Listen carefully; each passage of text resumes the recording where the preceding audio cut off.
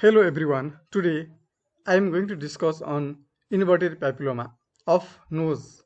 This tumor is locally aggressive intermediate sinusal tumor. Other intermediate sinusal tumors are oncocytoma and hemangiopericytoma. In the exam, you may be asked to write different synonyms of inverted papilloma. They are Ringertz tumor, Snedderian papilloma, or cylindrical cell papilloma. This tumor is common in males between 50 to 70 years. The most common site of origin is lateral of nose, but it may arise from the maxillary sinus, ethmoid sinus, frontal and the sphenoid sinus as well. Extranasal location of inverted papilloma may be in the urinary bladder. The tumor presents as unilateral, friable, leaf-like, fleshy mass arising from the middle meatus. The tumor may fill whole of the nasal cavity or come out from the nasal cavity also. The tumor occasionally may present as nasal polyps. In around 10 to 15% of inverted papilloma, there may be squamous cell carcinoma of the nose or nasal cavity. So we have to be careful enough when a patient of more than 50 years comes to us with unilateral, either polypoid or fleshy mass rising from the nose. The tumor occasionally bleeds, and on examination of the opposite nose, there may be DNS which is caused by the tumor because that tumor might compress on the cartilage, leading to DNS to opposite side. The tumor is clinically difficult to diagnose. We can just suspect, but tissue biopsy or histopathology is the gold standard diagnosis. On investigation, we do CT scan of nose and PNS, contrast, and coronal and axial cords. The findings shall be intranasal and maxillary mass with opacification of the maxillary sinus and the intraethmoid sinuses, so-called African continent sign. You can see here, this is the African continent sign and the septum has been pushed towards the opposite side, and this is the figure of the African continent. And this is the tumor in the nose, in the nasal cavity. This is a polypoid tumor. There may be bone destruction of the lateral nasal wall. You can see here, this is thinning of the bone. Occasionally, there may be thinning of bone in the nasal septum, as well as there may be sclerosis on the lateral wall. Histopathology is the gold standard, and that shows inward invasion of the hyperplastic epithelium into the underlying stroma. You can see here the epithelium has gone under the underlying stroma. You can see the picture here. It's a papillomatous lesion with the epithelium going down towards the stroma.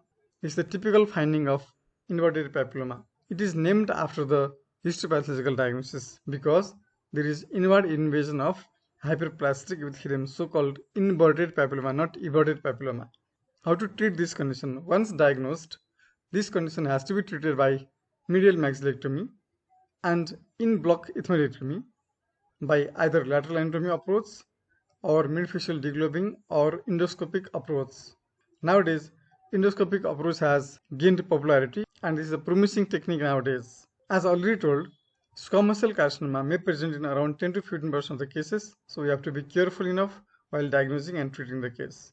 Radiotherapy is avoided. So if we do radiotherapy, the tumor may change into malignant tumor because it is the intermediate tumor.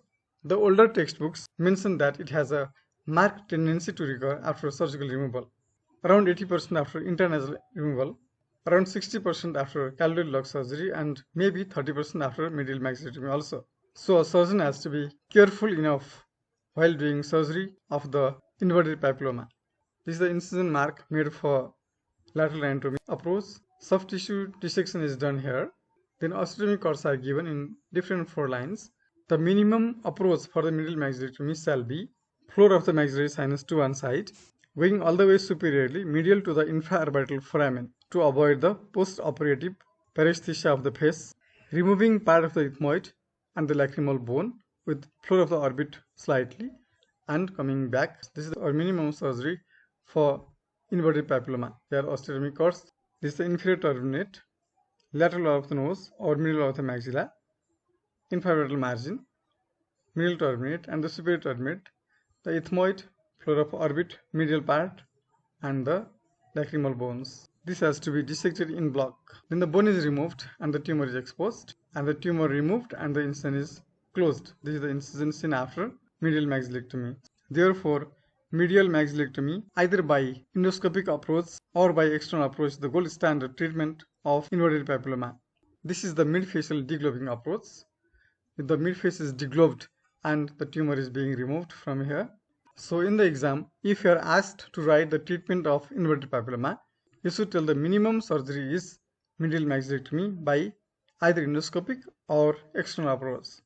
Please subscribe my channel Dr. Krishna Koirala for further videos like this, both for theory as well as practical ENT examination.